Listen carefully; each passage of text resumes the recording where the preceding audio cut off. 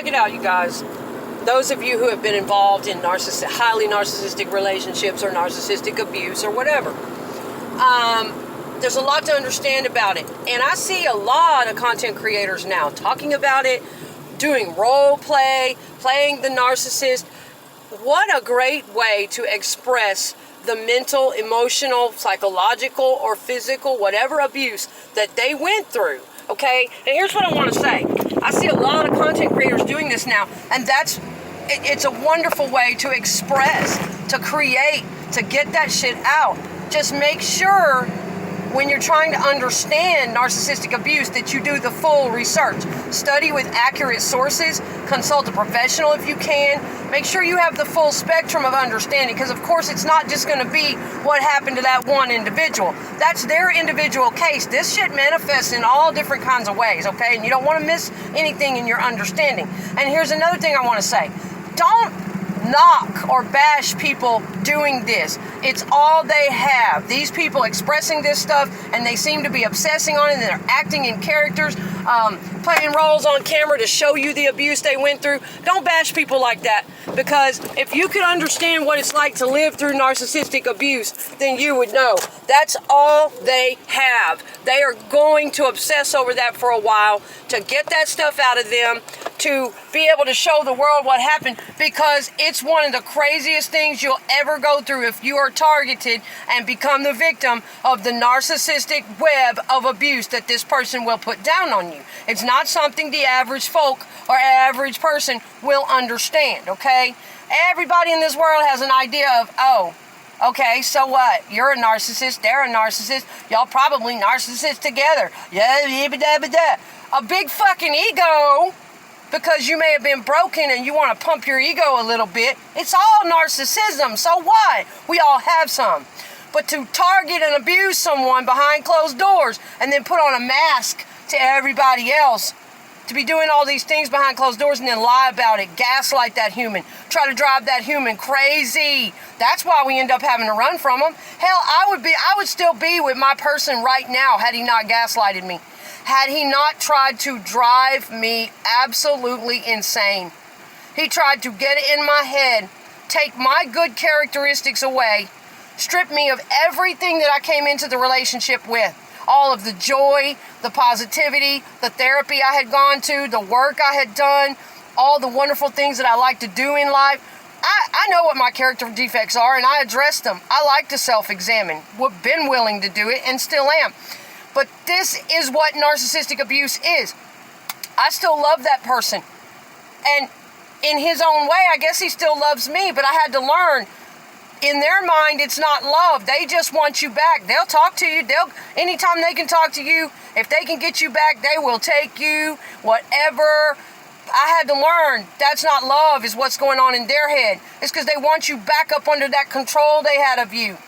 Working for them, serving them. They want to get back in your brain. And I did it. I went back time and time again because I forgave. I loved. There are people judging me right now that think I'm just a bitch, that I'm just talking bullshit, that I'm making shit up, or that I just wanted to get free. Or, no, I put my life into that shit. I wanted to stay. And I went back so many times. Who else crawls back after all the shit that I'd already endured with that person? Who else goes back if they don't really love that human being and try to work that shit out and hope for change as many times as I did?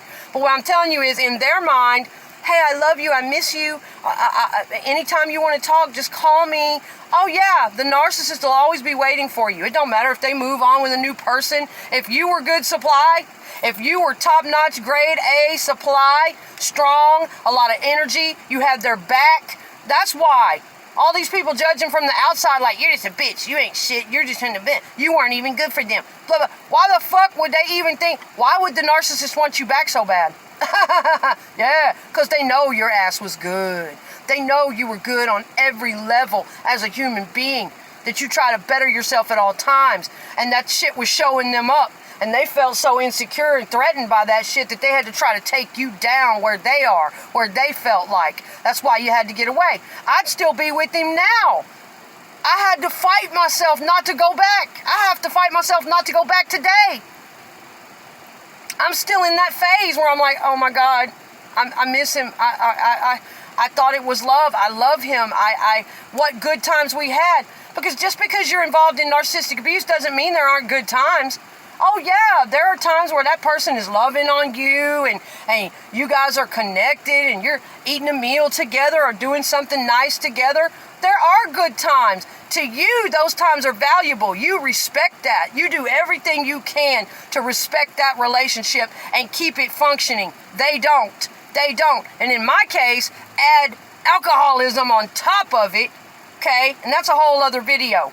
So many different dynamics going on there. Well, and cognitive dissonance. I need to get into that in another video.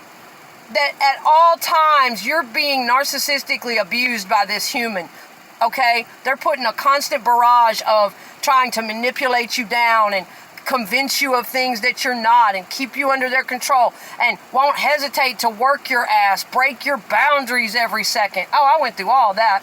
I went through everything but physical assault. But what I'm saying is, to me, at all times, in my mind, I'm trying to have a good relationship with this person and always see the good. That's what a lot of people in his friendship group don't understand about me that are defending him. I always tried to see the good. I fought to see the good. I blinded myself for years not to see the bad. No, okay, I don't see that. Oh, I didn't see what you just did. That shit hurt me, man. That was betraying. You shouldn't have done that. Oh God, I didn't hear that. I know you didn't just disrespect me and say that shit. Oh no. And I held him accountable and called him out on a lot of that shit all the time too. What I'm saying is, I went so far the other direction to see the good. For you people out there that are coming at me like, all you want to do is make him feel bad. All you want to do is gang up on him and talk shit about him. And you're a fucking bitch and you blah, blah, blah, blah, blah. Listen. All I wanted to see was the good. Today, sitting here right now, my mind starts wandering, trying to convince myself, was it really that bad? Oh, remember that time? Remember how much love you had? It's not love for that person. They can only love to the capacity that they have learned to really care about themselves. And if they are highly self-destructive as he was, and he doesn't deal with emotion, he doesn't deal with pain, he doesn't deal with anything, good, bad, nothing. And if a high-level narcissist who's always running from who they really are, drinking and avoiding and being goofy and telling jokes, and all narcissists avoid things in a different way. That's that mask. If they're doing all that to avoid their pain, guess what? They can't love you. They are also avoiding love. They're avoiding good emotions at the exact same time they're avoiding the bad pain. All that avoidance, you better be scared of a person like that. So that's all I'm saying. Their love is not love. When they get back close to you, it's just they miss what you can do for them. They miss how you made them feel. They miss your constant adoration of them and comforting and your affection of them, and they miss all that you would do for them, the hot meals and the washing the clothes and the keeping up with them. They miss that love. They miss that service, but they don't want to come back in your life to actually be a strong, solid, consistent, loving, self-aware, respectable person in your life, to help you heal, to account for how they tried to drive you crazy, to take responsibility for themselves. No, they just want to keep hoovering you back to get you under that same cycle. Oh my God, it happened to me so many times that I would instantly be stabbed in the heart like, oh my God, he did it again. He just said and did the same exact thing again. I did it to myself so many times it nearly broke me. You can't go back. You can't. You have to understand what's going on. So I just want to put some of these things out here. It's very hard for the average person to understand why a person who lives through narcissistic abuse fixates on it for quite some time. I see these people out here acting, creating characters, being creative with their pain. I think that is wonderful. Now, I will say, it is going to be unhealthy if we just stay stuck there forever. Yes. I fully respect the people who are concerned enough to say, hey, but a lot of people